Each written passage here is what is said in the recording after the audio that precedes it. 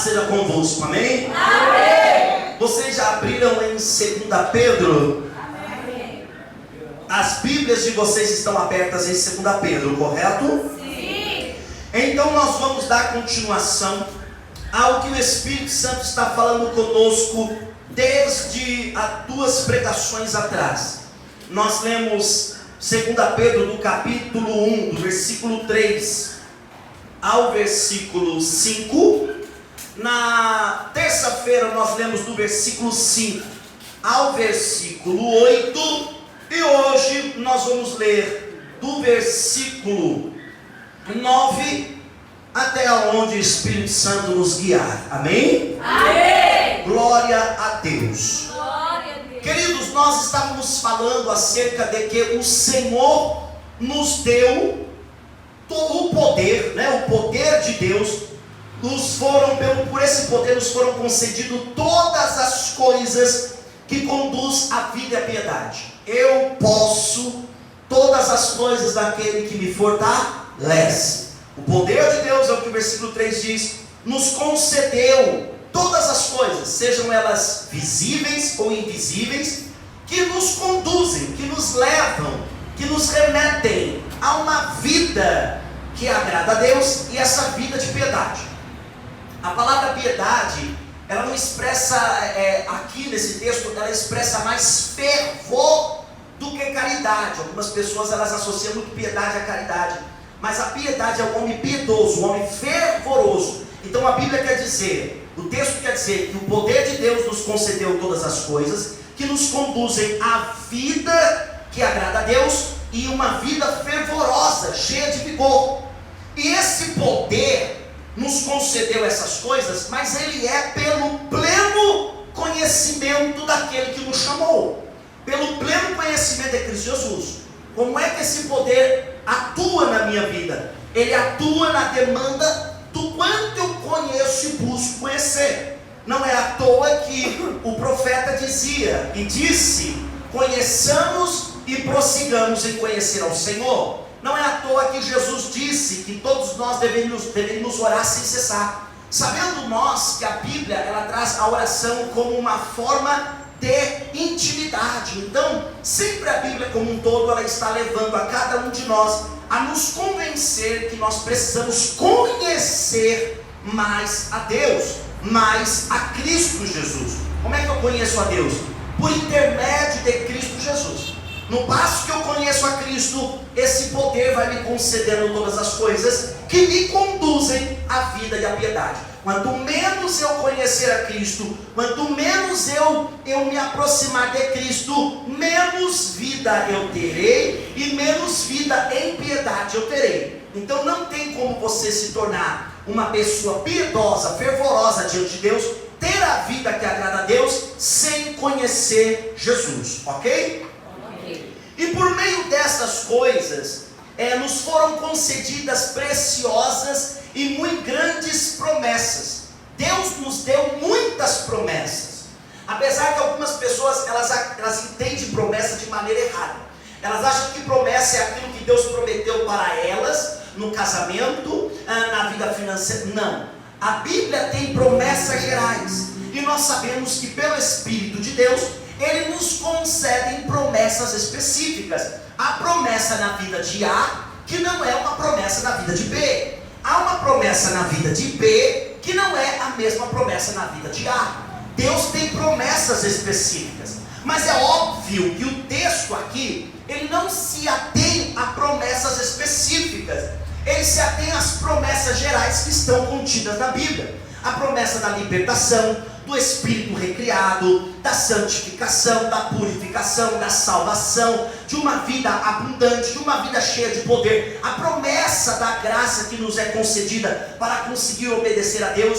Então, o texto aqui está dizendo que por meio delas, da glória e da virtude, Ele nos concedeu as suas preciosas e muito grandes promessas. Mas qual é o objetivo de Deus nos ter dado tantas promessas?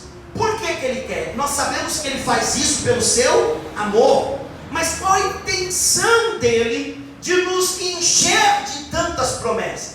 Porque aquele que promete tem que se ater a cumprir. Sim ou não? Sim. A própria palavra de Deus diz: antes não fazer um voto do que fazer um voto e não cumprir. Antes não prometer do que prometer e não cumprir.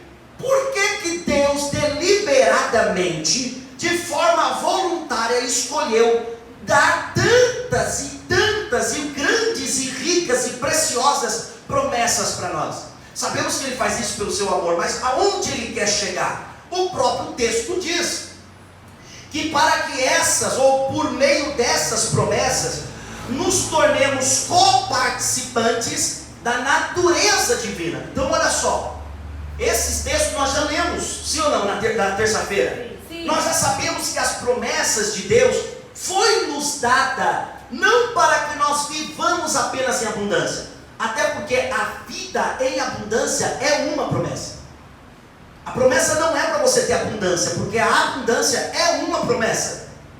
Então o fim da promessa não é a abundância, porque a abundância é uma promessa. E se ela é uma promessa, ela tem que alcançar um outro fim. Qual é o objetivo de tudo isso? Para que nos tornemos coparticipantes da natureza divina. Por que coparticipantes? Porque não dá para nos tornarmos completamente, plenamente participantes enquanto estivermos neste corpo mortal. Este corpo mortal sempre apresentará resistência à obra do Espírito Santo.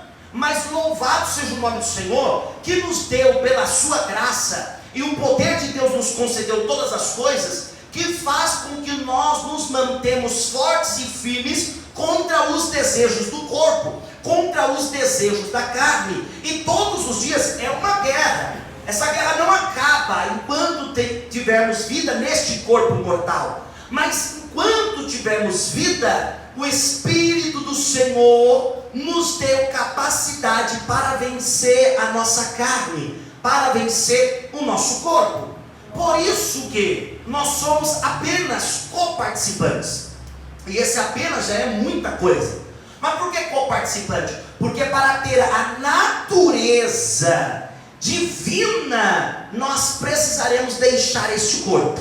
E isso ocorrerá no dia da visitação do nosso Senhor Jesus Cristo. No dia que Ele aparecer, aqueles que morreram ressuscitarão com corpos novos, e aqueles que estão vivos, vendo a sua visitação, vendo a sua vinda, terão um corpo glorificado. Aí sim, eu terei plena natureza divina. Quando o meu corpo for transformado, quando o seu corpo for transformado, nós não pecaremos mais. Por quê? Porque não haverá mais com que sejamos tentados ou seduzidos, porque o nosso corpo perdeu o contato terrestre, agora é plenamente glorificado, transformado.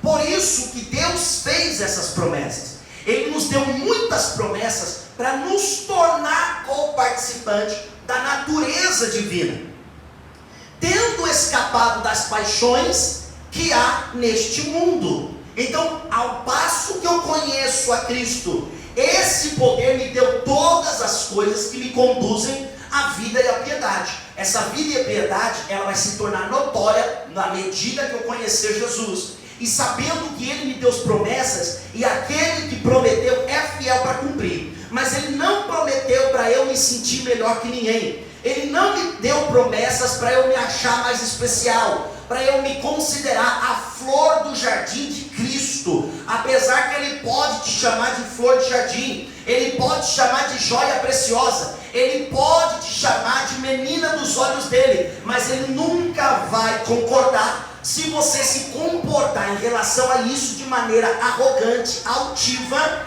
ou talvez prepotente. Porque Ele me fez essas promessas não para eu me sentir melhor, mas Ele me fez essas promessas para que a minha natureza carnal deixe de existir e a natureza divina passe a existir cada vez mais. Só que esse trabalho é um trabalho cooperado, porque nós sabemos que o Espírito Santo, quando tem que fazer alguma coisa, Ele faz. Mas quando o Espírito Santo, Ele diz, olha, a palavra diz que eu tenho que fazer 50%, e os outros 50% é você que tem que fazer, então Ele não vai fazer os 50% que são responsabilidade minha e sua. Ele não vai fazer. Ainda que eu ore, pastor, ainda que você ore. Ainda que eu peça, pastor, ainda que você peça. Se eu pedir, mas a Bíblia diz que se eu pedir todas as coisas em nome dele, me serão acrescentadas, me serão dadas, realizadas, todas as coisas segundo a vontade dele. Antes de Cristo dar esse poder na mão de uma pessoa, ele disse assim, ó: se vós estiverdes em mim e as minhas palavras estiverem dentro de você. É óbvio que quando uma pessoa está em Cristo e as palavras de Cristo estão dentro dela, os desejos se transformam. Os desejos são outros, e os pedidos de orações são sempre em conexão com a vontade de Deus. Sim ou não? Sim. Até porque Deus não pode desvincular o seu propósito. Ele quer nos tornar coparticipantes da natureza divina. E nós já somos participantes, nós já somos coparticipantes dessa natureza. Amém? Amém. Mas tem o nosso empenho. O nosso empenho foi o que nós falamos na terça-feira. Empregar, concentrar os nossos esforços para acrescentar a nossa fé, acrescentar a ela virtude, e acrescentar na virtude conhecimento, e no conhecimento domínio próprio, e no domínio próprio perseverança, e na perseverança piedade, e na piedade fraternidade, e na fraternidade amor. Então o que ele quer dizer? Espera aí, você já é coparticipante da natureza divina. Por isso que você detém todas as promessas, que você pode. Pastor, eu não consigo. Consegue sim. Pastor, eu não posso. Pode sim. Você pode deixar essa natureza, você pode deixar esse jeito mal, essa vontade, esse desejo ruim. Você pode? Pode, porque o divino poder de Deus nos deu todas as coisas que nos conduz à vida e à piedade. Eu posso. Eu preciso tomar consciência desse poder. Eu posso. Só que como é que eu posso? É empregando um esforço meu também. Qual é o meu esforço? Concentrar, olha para cá. Concentrar o meu esforço em tornar a minha fé uma fé corpórea. Há muitas pessoas que dizem: eu tenho fé em Deus. Amém, eu creio que ela tem fé em Deus. Mas a fé dela ainda não se encorpou. A fé dela ainda não se tornou corpórea.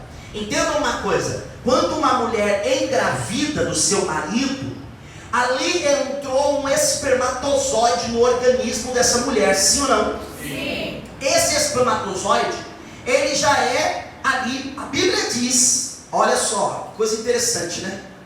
A Bíblia diz que enquanto Davi ou Jeremias ainda era uma substância informe, Deus já lhe chamava pelo nome.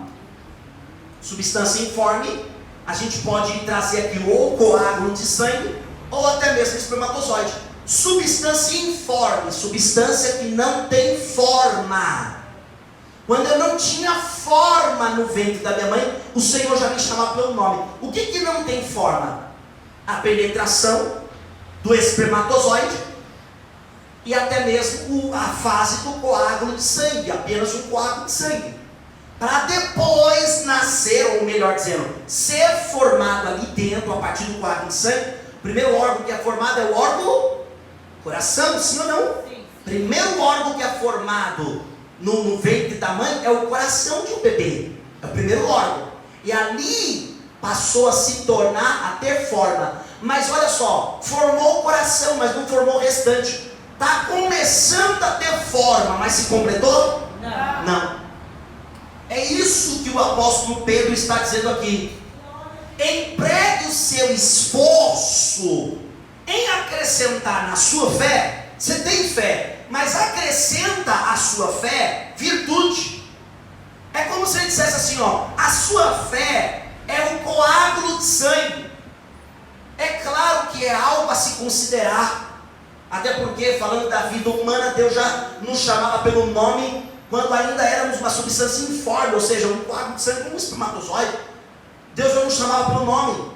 Então não quer dizer que a sua fé não é fé, mas se a sua fé não tomar forma, ela morre. Se um coágulo de sangue não formar o coração, não formar os bracinhos, a perninha, a mãozinha, os dedinhos, não formar todo aquele corpinho minúsculo, pequeno, dali ele morre. Por quê, pastor? Porque o organismo tem um prazo para formar. O Espírito Santo nos ensina que o que Ele nos deu pelo seu divino poder já era para estarmos em forma. A nossa fé está formada pelo tempo que há no útero do reino de Deus. Era para cada um de nós, a nossa fé está bem formada. E não é aquela coisa mal formada não, que nasce sem braço. Com todo respeito aqui a algumas gravidez que de repente pode nascer com essa deficiência, mas só trazendo a alusão, não é aquela coisa que nasce sem braço, com o braço na barriga, todo desformado, não. É para nascer perfeito, é para nossa fé ser uma fé perfeita. E esse aqui é o ponto onde está a nossa responsabilidade. Concentre, olha o versículo 5. Por causa disso, versículo 5, 2 Pedro capítulo 1, versículo 5. Por causa disso, concentrando todos os seus esforços, acrescentem a fé. Você vai acrescentar na fé, amém? Na minha palavra tem um A com uma crase. Ao contrário, na minha Bíblia aqui. Mas aqui quer dizer, pega a sua fé e acrescenta nela a virtude. Peraí, pega esse coágulo de sangue e deixe ele gerar um coração. E depois que ele gerar um coração, deixe ele gerar outras coisas. Deixe ele gerar órgãos, braço, o pulmãozinho, deixa gerar a perna, deixa gerar a cabeça, os olhos, os dedos, deixa crescer, até chegar à fase perfeita. Qual é a fase perfeita da fé? O amor. Mais alto. O amor. Muito bem. A fase perfeita da fé é o amor de Deus. Não é qualquer amor. Não é o amor eros, não é o amor filéu, não é o amor fraternidade. É o amor agape. O amor perfeito, incondicional. O amor que você sofre. O amor que tudo sofre, que tudo padece, que tudo suporta. Eu não estou falando de casamento, não estou falando de namoro, não estou falando de amizade. Eu estou falando de amar com o amor de Deus. Quando você tem o amor de Deus, você ama até quem não conhece. Eu não estou dizendo, não estou falando sobre amor aqui de casal, não estou falando de namoro. Eu estou falando sobre o amor de Deus, o amor perfeito. É por isso que todas as nossas vidas são bagunçadas, porque a gente ama com o amor humano. A gente ama com o amor humano, mas o amor de Cristo é diferente. E isso só é possível. Pastor, eu quero ter o amor de Cristo. Ok, bacana. Você tem a intenção, mas será que você vai empregar o seu desejo a isso? Para eu ter o amor de Cristo, vamos lá, segundo aqui o que nós estamos falando. Para eu ter o amor de Cristo, tem um passo a passo, tem ou não? Sim. Qual é o passo a passo? Eu entender que o poder de Deus me concedeu todas as coisas que me conduzem à vida e à piedade. E que esta vida e a piedade para a glória e virtude dele é pelo pleno conhecimento de Cristo Jesus.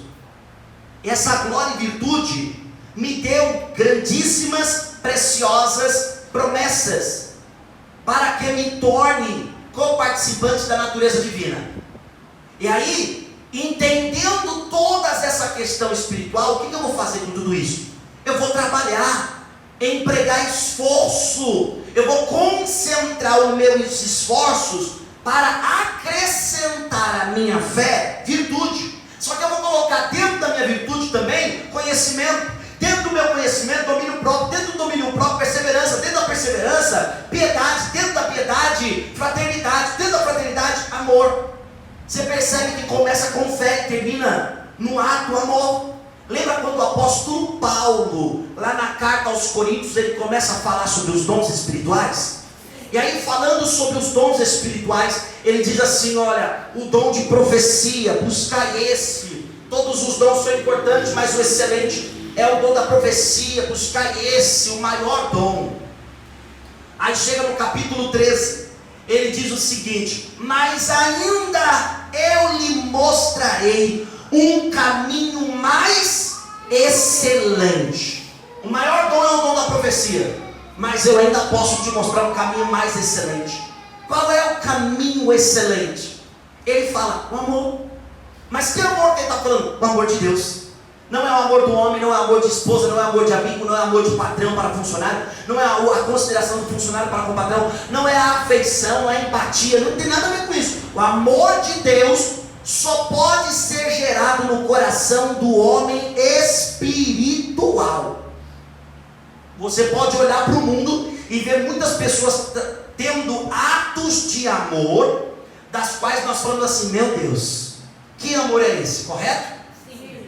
Mas se essa pessoa não é espiritual, aquela atitude ainda não é o amor de Deus. Ah, pastor, impossível. Não, a Bíblia diz, porque quando o apóstolo Paulo, em 1 Coríntios capítulo 13, ele vai falar sobre o amor, ele diz assim, ainda que eu vendesse todos os meus bens e desse ao sustento dos pobres, se eu não tiver amor, de nada vale, de nada valeria. Peraí, querido, sabe por que você ser um Elon Musk da vida, bilionário, aí você vende todos os seus bens, você liquida todas as suas propriedades, suas empresas, aí você pega tudo isso e você distribui para todos os pobres do planeta, você erradica a pobreza no planeta. E aí vem o apóstolo Paulo dizendo: é possível você fazer tudo isso e ainda não ter amor, e se você fizer tudo isso sem ter amor, de nada vale. Vale para quem? Vale para Deus. Para o mundo vale, para o pobre vale, para Deus não vale. Por quê? Porque fazer grandes coisas necessariamente não significa que é amar. Se fazer grandes coisas não é amar, o que é amar? O que é o amor? O amor não é algo apenas que você faz. Grave isso. Olha só, presta atenção nesse detalhe. O segredo do amor não está no que você faz apenas. Não está no que você faz apenas. O segredo do amor de Deus está no que Ele te torna. Não é no que você faz. Quando o apóstolo Paulo fala assim, o amor tudo sofre. Perceba que ele não está fazendo nada, ele está suportando algo. O amor tudo padece, ele não está fazendo nada, ele está padecendo algo. O amor de Deus necessariamente não é demonstrado no que você faz, mas no que você se torna. Esse é o segredo. Esse é o segredo do amor de Deus, segundo o que o apóstolo Paulo fala. Porque ele pega o amor lá no capítulo 13 e ele diz o seguinte, ele fala: o amor tudo sofre, tudo padece, tudo suporta, não arde em ciúmes, não se ensoberbece. Ou seja, não é o que ele está fazendo, é o que ele está sendo dentro da pessoa, é o que ele está tornando a pessoa. Vocês já perceberam isso? Não? Sim ou não? Não, né? Aí, quando ele vai falar sobre alguma coisa de fazer, ele desvincula de amor. Ainda que eu vendesse todos os meus bens e desse ao sustento dos pobres, se não tiver amor, se eu não sou aquilo que Deus quer que eu me torne, de nada vale. Ainda que eu desse o meu corpo para morrer pela humanidade, olha aqui, uma obra de fazer, sim ou não? Sim. Um ato de fazer, melhor dizendo, um ato de fazer. Quando ele vai falar sobre a obra do amor, ele desvincula e fala: é possível você fazer grandes coisas e não amar ninguém, e fazer sem ser por amor. Então o amor não faz nada. O amor não é caracterizado pelas obras dele, é caracterizado pelo que você se torna. Você suporta, padece, não é mais um ciumento, não arde em ciúmes. Algumas pessoas dizem: então, não é que não é ciumento, é que não arde em ciúmes. Ele não é ciumento. A palavra arder não é ciumento. Uma coisa é cuidado, outra coisa é ciúmes. Uma coisa é zelo, outra coisa é ciúmes. Não é ciumento. O amor não é ciumento. O amor não se ensoberbece, não busca seus próprios interesses. Ou seja, perceba que quando uma pessoa ela segue os passos, ela crescendo da fé, virtude, a virtude, conhecimento, no conhecimento o domínio próprio, no domínio próprio a perseverança, na perseverança a piedade, na piedade, aí gera o quê? O amor. Quando ela cresceu tudo isso, gera amor. Ela na verdade se tornou. Porque eu vou falar uma coisa para vocês: se a gente tivesse que demonstrar o amor de Cristo nas nossas vidas pelas grandes coisas que a gente faz, a gente praticamente nunca demonstraria o amor de Cristo.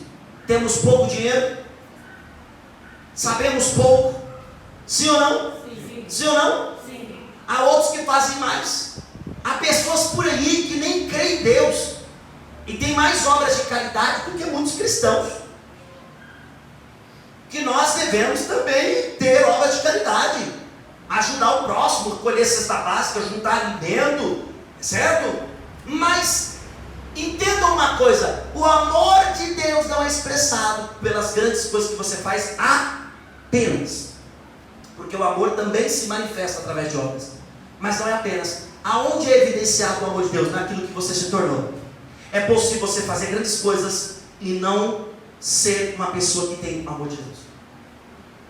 E aí o apóstolo Pedro, aqui em 2 Pedro, versículo 5, ele diz: empregue os seus esforços para acrescentar à sua fé virtude. Sim ou não?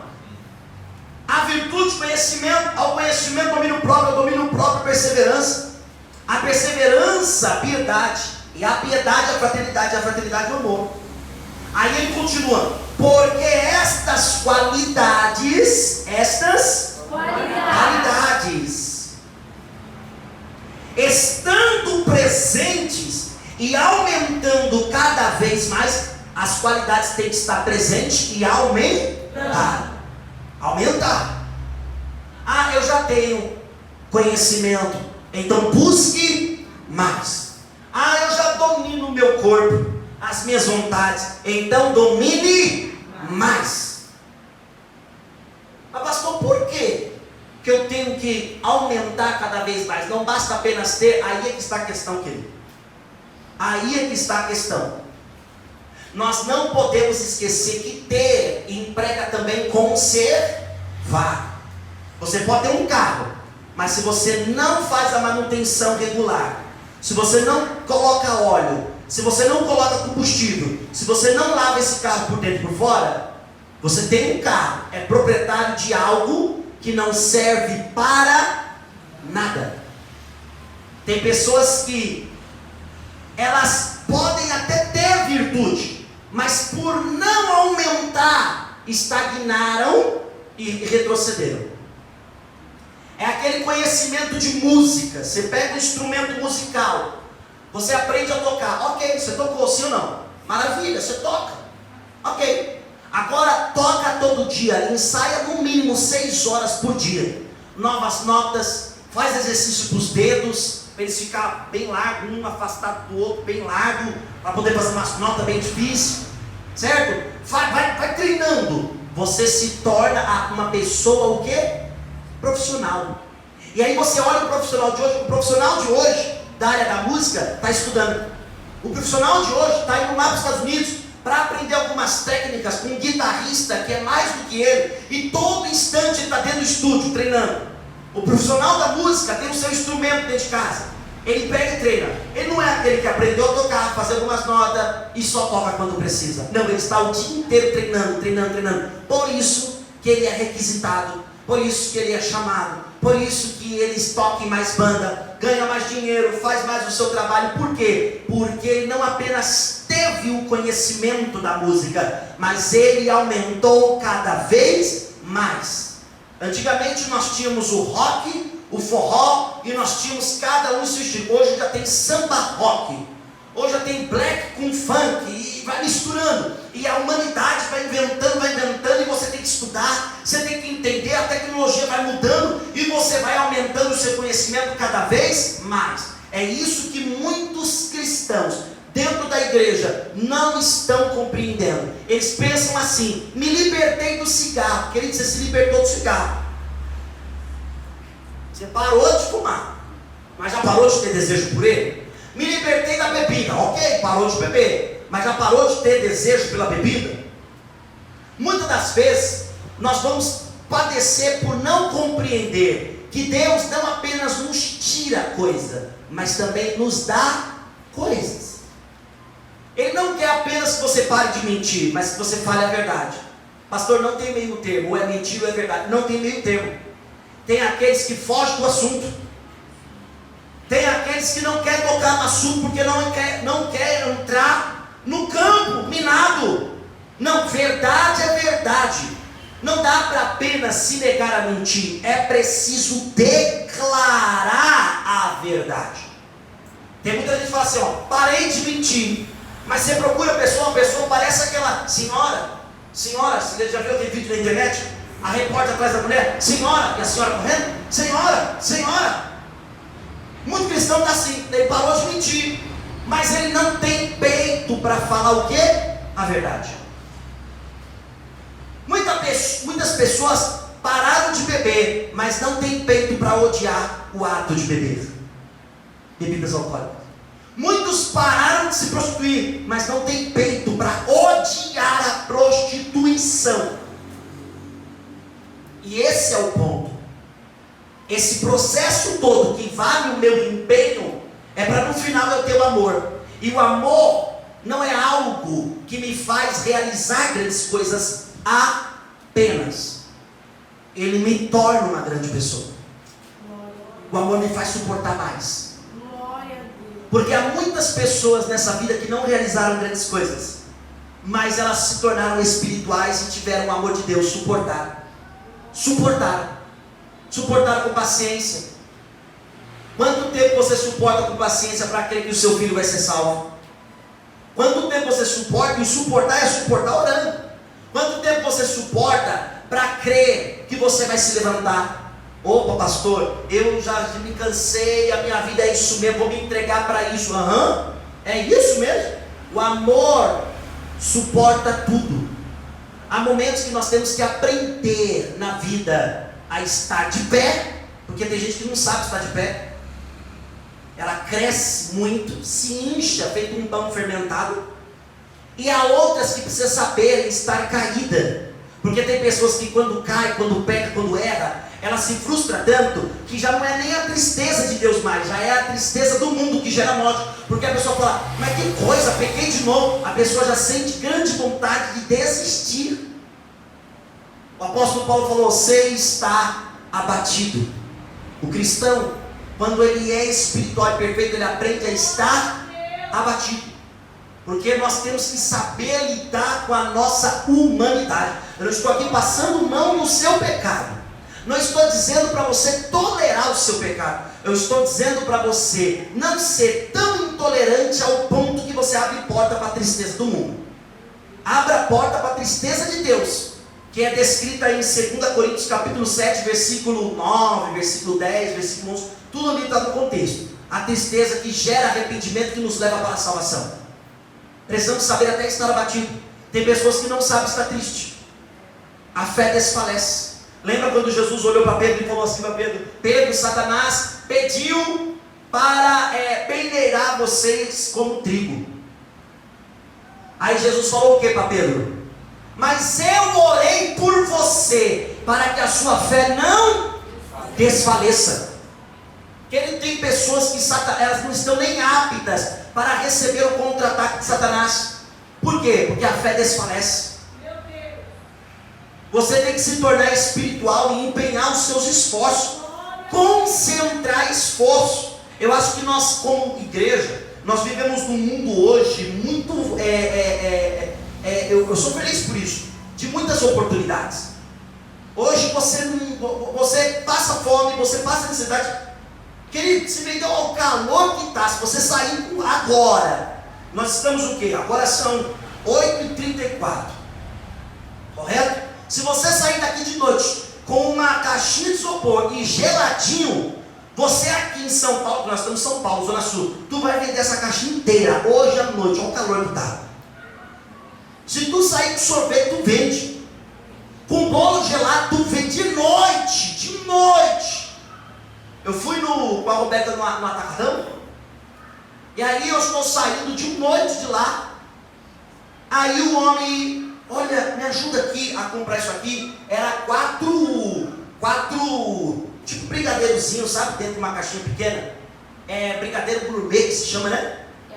É isso mesmo? Brigadeiro gourmet. Aí lá, quanto? R$10. Eu, pá, Jesus. Mas aí você não está pagando o que o produto vale, você está pagando a beleza, o trabalho, o empenho. Era quase 10 da noite, o homem estava no estacionamento. Me ajuda a comprar. Eu peguei aqui, nem sei onde foi parar esse brigadeiro, ficou na mão da Roberta. Nem sei onde foi parar. Deve ter comido. Está na geladeira. Está na geladeira. Ok, porque eu nem como doce. Mas sabe quando você olha em empenho e você fala, rapaz. Então, entenda uma coisa. Eu louvo a Deus pelo mundo de oportunidades que nós temos hoje. Mas eu fico muito triste quando eu vejo cristãos. Quando eu vejo mais alto, quando eu vejo empenhar apenas os seus esforços, todos os seus esforços apenas em ganhar dinheiro. E quando sai do serviço, faz corpo mole para empenhar esforço para buscar Deus dentro de casa. Não estou falando de eventos na igreja, não. Buscar Deus dentro de casa. E é isso que o apóstolo Pedro está falando. Ele está dizendo, empenha os seus esforços. O poder de Deus já lhe concedeu todas as coisas. O que lhe falta? Nada. Lhe falta querer.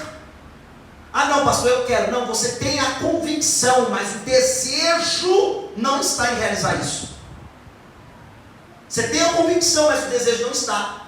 E aí ele diz, porque tendo estas qualidades, versículo 8, tendo estas qualidades presentes e aumentando cada vez mais, farão com que vocês não sejam nem inativos, nem infrutíferos no pleno conhecimento do nosso Senhor Jesus Cristo. Olhe para a pessoa que está do seu lado e diga assim para ela, você tem desejo de conhecer Jesus? Fala para ela assim, ó, você sabe qual é a vantagem e os benefícios por conhecer a Cristo?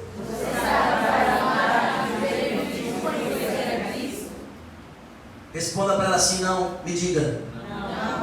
Diga agora aí para ela. Não. Diga agora aí para ela tu.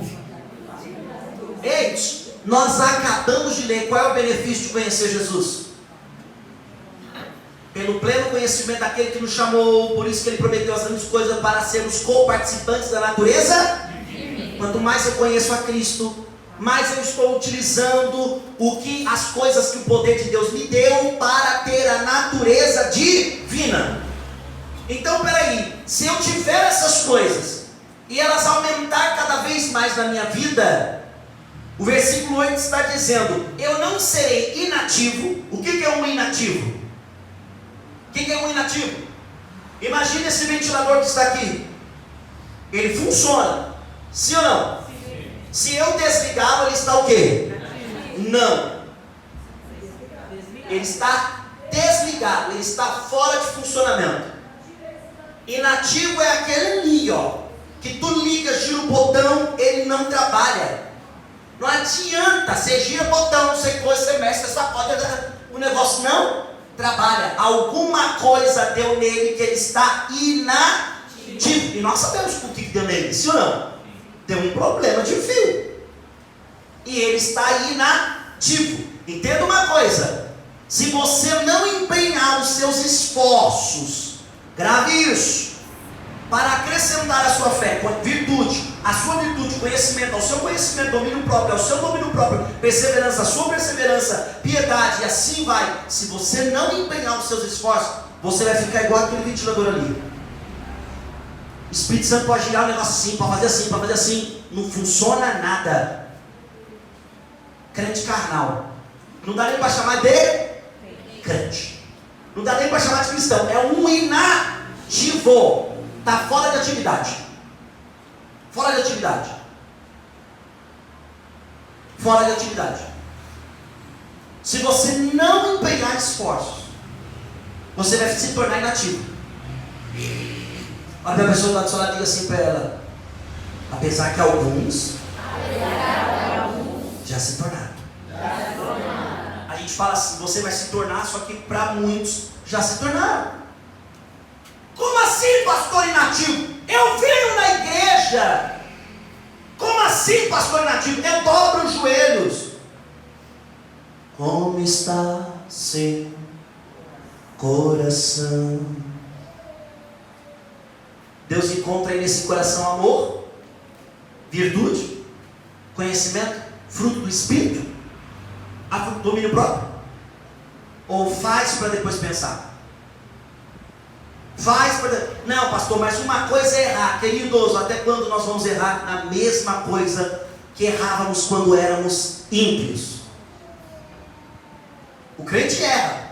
Erra ou não erra? Sim. Erra ou não erra? Sim. Sim. Mas na mesma coisa quando éramos ímpios? O crente deve errar pela falta do conhecimento e não naquilo que já conhece.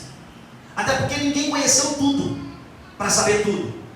Nós temos que conhecer Jesus, ler a palavra, intimidade com Ele. Então o crente deve errar, deve não, o crente pode errar pela falta de revelação de alguma coisa. Poxa, tratei mal, poxa, não era nem minha intenção, não foi intencional, mas acabei fazendo algo errado, mesmo que não era intencional. E eu errei, porque o que vale ali para a pessoa foi o que eu fiz, não a minha intenção, porque ela não sonda meu coração. Mas eu vou lá corrigir. Então, o crente erra nisso. Agora, o crente erra naquilo que sabe que não pode. Às vezes, nós não estamos percebendo quanto, na verdade, existe mais uma inatividade do que apenas um mero erro. A inatividade, ela traz a ideia do quê? Não adianta, você pode girar um botão. É aquele vídeo ali, ó. Você gira o botão, não funciona. Enquanto não for consertado o que está causando a inatividade, ele não vai funcionar. Ah, mas dá tapa, não vai funcionar. Mas limpa, deixa bonitinho, não vai funcionar. Não adianta. Tem que ir num ponto crucial. Tem um ponto crucial. Tem um ponto crucial dentro de muita gente que os torna inativos. Eles estão dentro da igreja, eles pregam, eles usam terno, gravata, eles cantam, eles tocam. Ele toca, ele opera, ele ora, mas é um inativo. Pastor, como? Isso é impossível. É um inativo. Não é um inativo das coisas que se dão para fazer, é um inativo daquilo que Deus quer que a pessoa seja. Deus quer que cada um de nós tenhamos a natureza divina. Tem muita gente por aí curando e não tem a natureza divina. Tem gente por aí expulsando o demônio e não tem natureza divina. As promessas nos foi dada, o poder de Deus nos concedeu as coisas. Não foi para a gente curar, não foi para a gente libertar. Isso aí são ferramentas que Deus nos dá para cumprir o ID. Então para que esse divino poder nos deu todas as coisas que conduz à vida e à piedade? Exatamente isso, para nos conduzir à vida e piedade, para que tenhamos uma natureza divina. Cantar não é sinônimo de natureza divina. Pregar não é sinônimo de natureza divina. Ah, mas o pastor prega, não. Mas o que testifica é a natureza divina. Ah, ser um pastor mundialmente conhecido não quer dizer que tem a natureza divina. Não quer dizer, mas ele cura. Muitos naquele dia, Mateus capítulo 7, versículos 15, se não me engano. Muitos naquele dia me dirão: Senhor, Senhor. Engraçado, né? Toda vez que a Bíblia usa a mesma palavra duas vezes na frase, ela quer trazer a ideia do quê? Olha o quanto é importante isso. Lembra quando Jesus falava assim, ó, em verdade vos digo. Não era um CD gravado, em verdade, que travou, não. Jesus falava em verdade, é porque ele queria chamar a atenção. Presta atenção nisso aqui. Quando ele fala, muitos naquele dia me dirão, Senhor, Senhor. Ele quer que você preste atenção no comportamento daqueles que chamam ele de Senhor. Passaram a vida acreditando que estavam servindo Jesus e que estavam ativos no reino de Cristo. Mas na verdade Jesus olhou para eles e disse o que lá em Mateus capítulo 7, a partir do versículo 15. Apartai-vos de mim, maldito, porque eu não vos conheço. Porque vocês praticam e vivem na iniquidade. Mas aqueles que disseram Senhor, Senhor, eles falaram, em teu nome expulsamos. Completa, em teu nome expulsamos. Em teu nome operamos maravilhas. Em teu nome fizemos milagres. Apartai-vos de mim, maldito, eu não te conheço. Querido, a palavra de Jesus para dizer eu não te conheço é eu nunca tive parte com isso. Se aparecer aqui aqui uma pessoa que eu não conheço e ela falar: e aí, tudo bem? Como é que está aquele esquema nosso? Eu não te conheço, não tenho relacionamento com você, não tenho conversa com você, nunca te ouvi, nunca falei contigo. Eu não te conheço. Eu não te conheço. Mas peraí, eles curavam, oravam expulsando demônios, operavam maravilhas, chamavam Jesus de meu Senhor. O que tem de gente dentro da igreja dizendo: Senhor,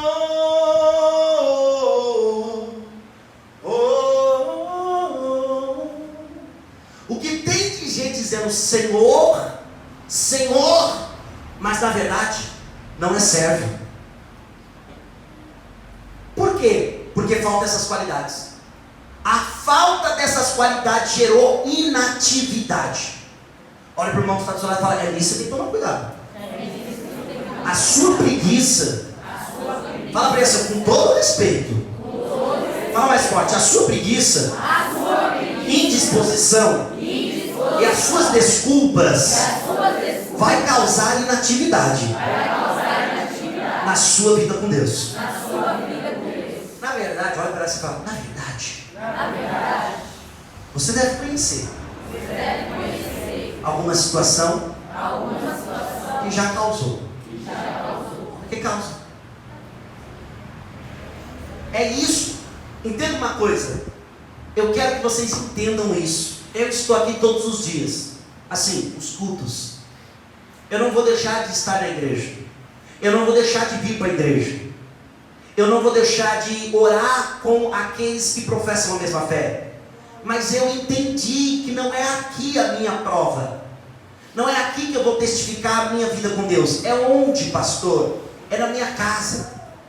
No quanto eu passo a conhecer Jesus, para que esse poder que já foi dado, que me deu todas as coisas para me conduzir, me conduza. E ao passo que me conduzir, as promessas dele só cooperam para que eu me torne coparticipante da natureza divina. E se eu acrescentar, ou melhor, concentrar os meus esforços para acrescentar a minha fé, a virtude, o conhecimento, o domínio próprio e assim vai, e se essas qualidades estiverem em mim e crescer, eu não me tornarei inativo.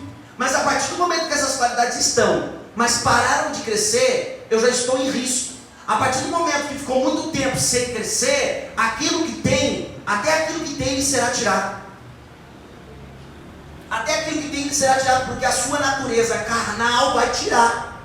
Se houve alguma virtude que Deus te trouxe, e você em algum dado momento se tornou inativo, aquilo que você tem lhe será tirado, a sua natureza carnal tira. Ela tira. Ah, mas ela é mais forte. Não é uma questão de ser mais forte, é uma questão da regra que Deus estabeleceu.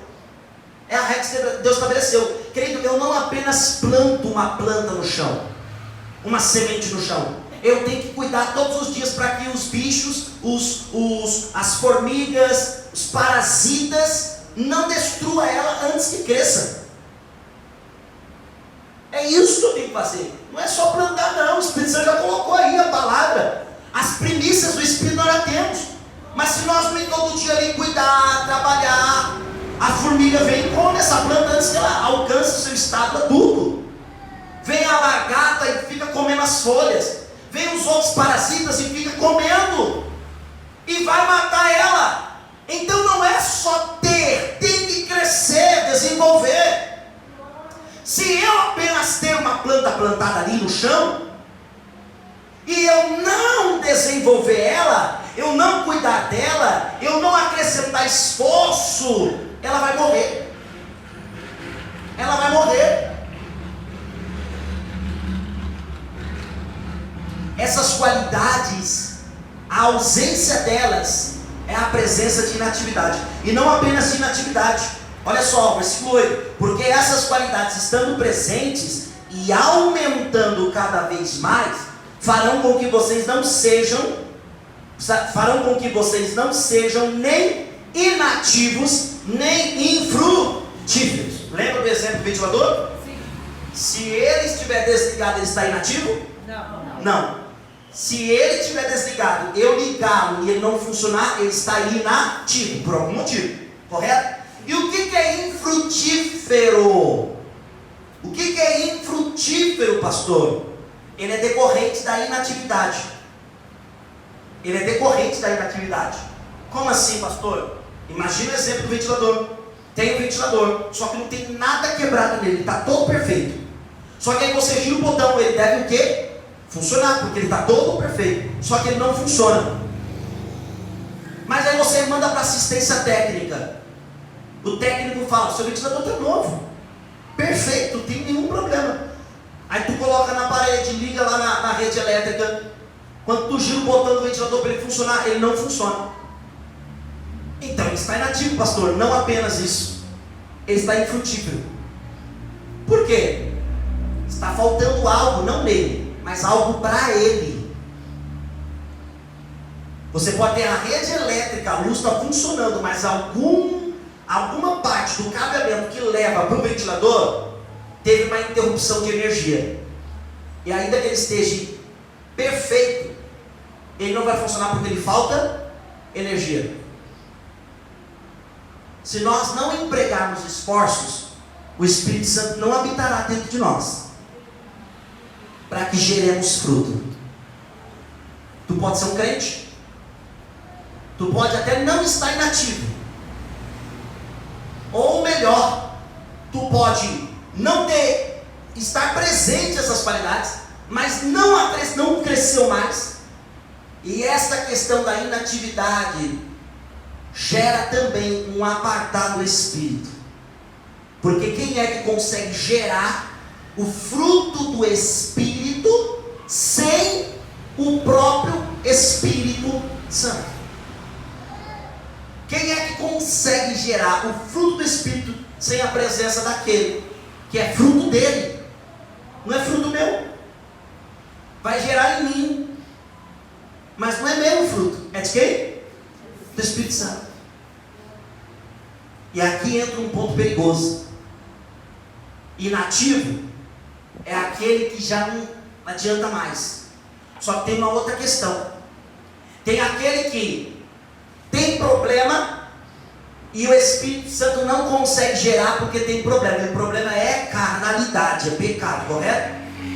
Mas tem aqueles que não é só que tem um problema, o próprio Espírito Santo não quer mais.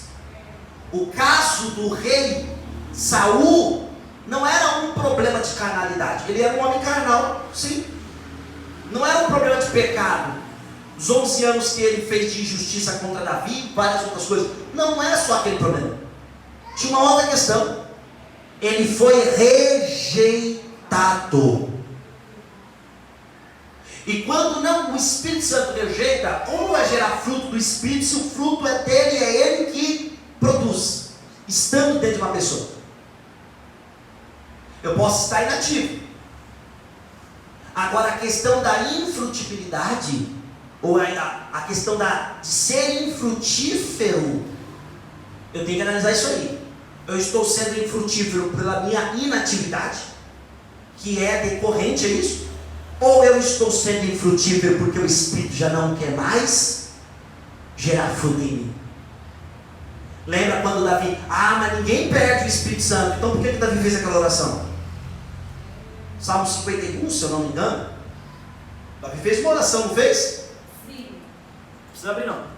Mas Salmo 51, eu não lembro se é o versículo 7 ou o versículo 10. Versículo 11. Não lances fora da tua presença, não me retires o teu Santo Espírito. Senhor, não me lance fora da tua presença, e não retires de mim o teu Espírito. O apóstolo Paulo continua, versículo 9: pois aquele que não tem essas coisas é um coitado. É isso que está dito? Não. Aquele que não tem essas coisas é uma vítima. Não. Aquele que não tem essas coisas é um dependente das misericórdias de Deus. É isso que está escrito? Não. A Bíblia está dito que fala que aquele que não tem essas qualidades é o quê? Cego. Mais alto, é o quê? Cego. Cego. Cego. Perceba aqui que não está trabalhando a questão, a culpa é de quem? Não, a culpa é tudo, é cego. E olha só, não é não ter apenas, é questão de não enxergar mais. Você pode não ter qualidades, mas a ausência dessas qualidades, você já não tem mais olhos para enxergar nada na sua vida espiritual. Por isso que a vida é uma bagunça. Por isso que a vida é uma subida que parece que não tem fim. Tu sobe, e não chega no topo.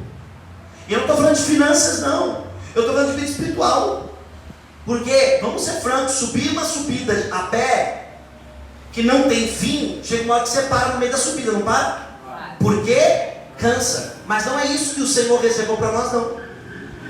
Concentrar os nossos esforços não significa que nós vamos nos cansar tanto.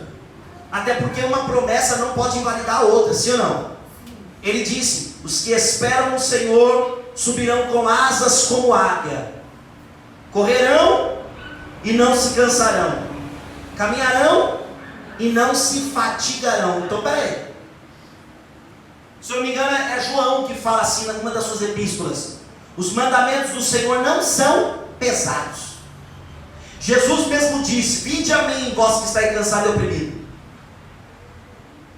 O jugo que está pesado, o fardo que está sobrecarregado, que eu trocarei com você, porque pois o meu jugo e o meu fardo é leve e suave. Então não é uma questão, em concentrar esforços não quer dizer que nós iremos morrer de se cansar, pelo contrário. Voaremos com asas como águia, correremos e não nos cansaremos, caminharemos e não haverá fadiga. Não haverá. Mas a vida de muitos está assim, na vida espiritual. A sensação é uma subida que você não chega, e a vontade de parar ou de voltar para trás. Por quê? Porque falta estas qualidades. Sim ou não? E por que falta essas qualidades? Porque não há uma concentração de esforços. A pessoa não está se esforçando. Ela quer que a chuva de Deus caia. Chove, chove, chuva, chuva de poder. Chove aqui na minha vida, chove que eu quero ver. Mas a partir do momento que choveu uma chuva, eu tenho que fazer alguma coisa com essa água. Sim ou não? Você recebeu o poder. A Bíblia está dizendo: pelo poder de Deus nos foram concedidas todas as coisas. Pega essas coisas e concentra esforços.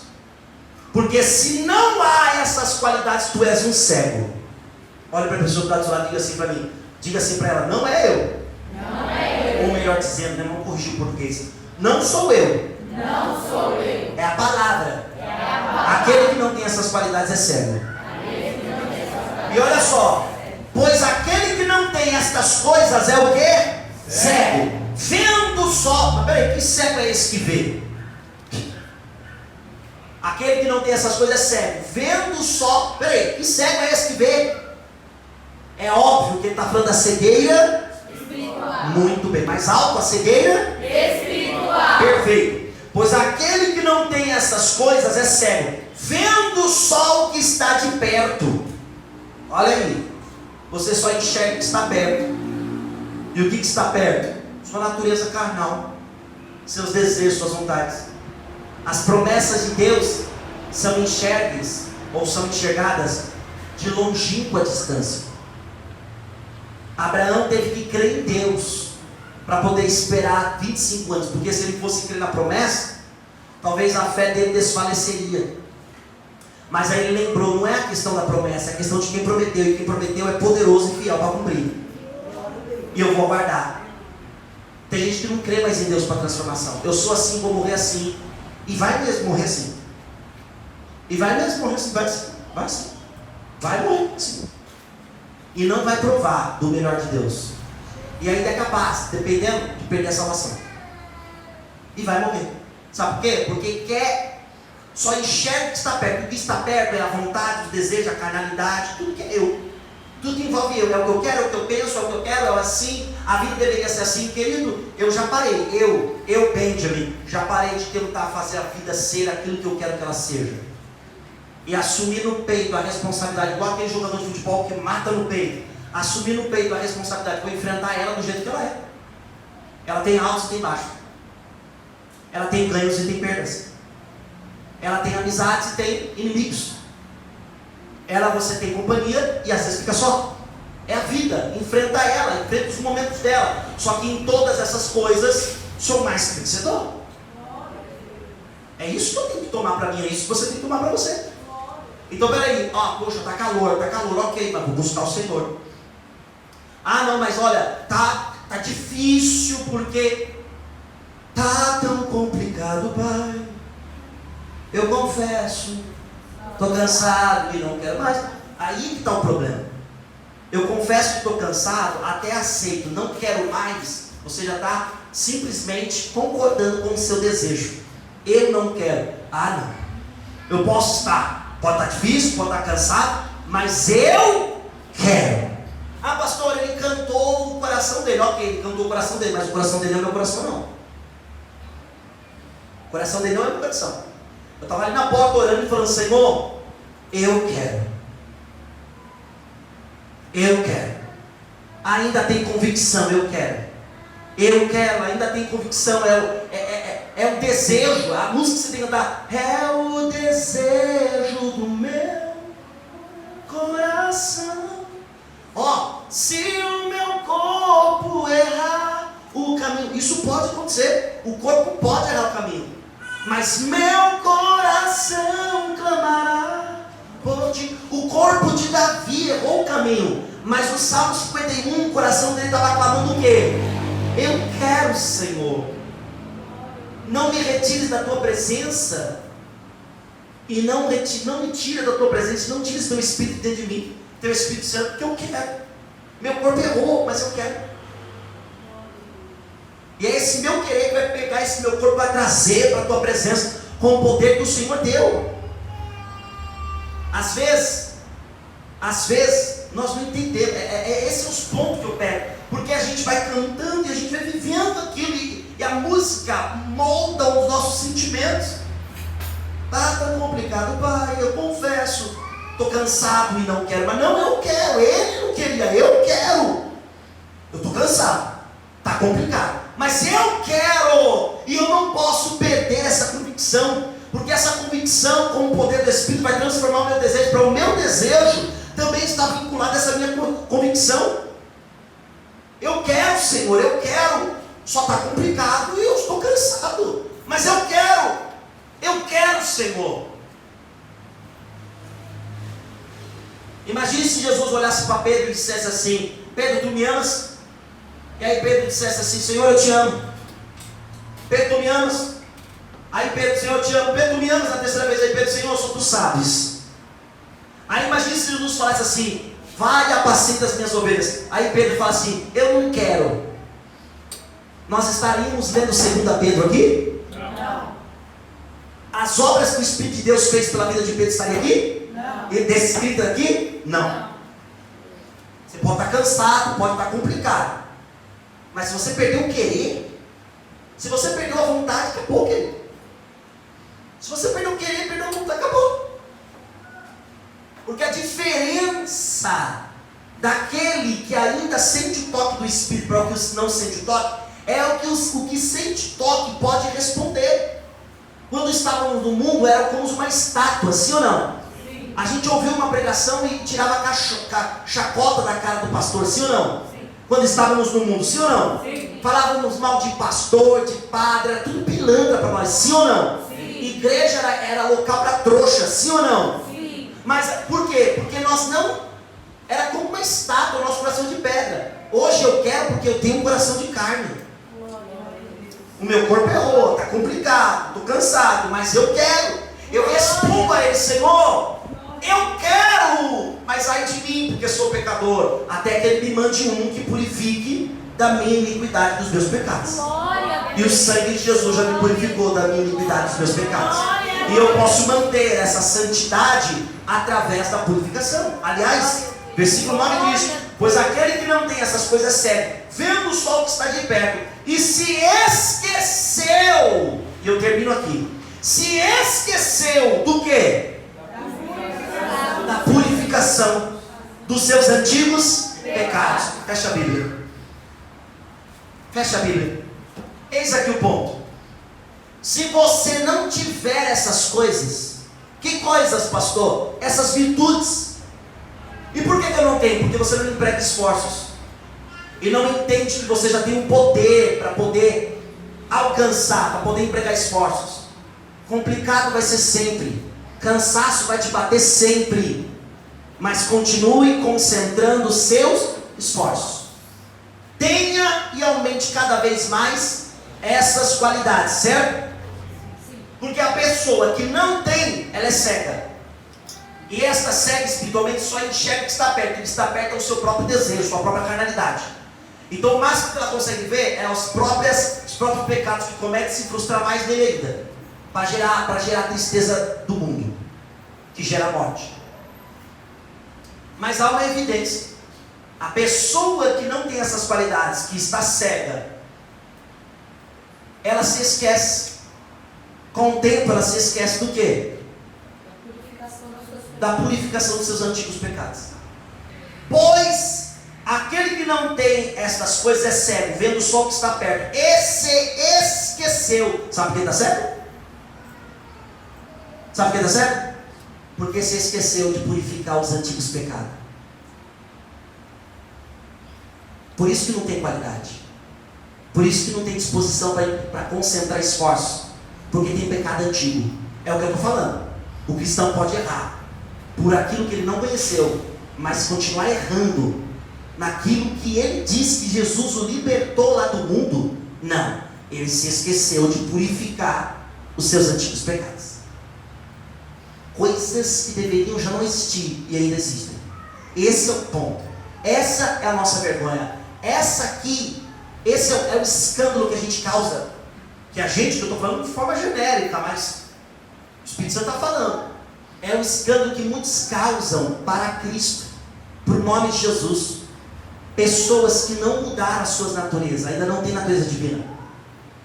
Quem se achega não consegue crer que há uma transformação realmente. E quem está lá fora nem quer entrar, porque fala: Deus me livre, eu ser cristão.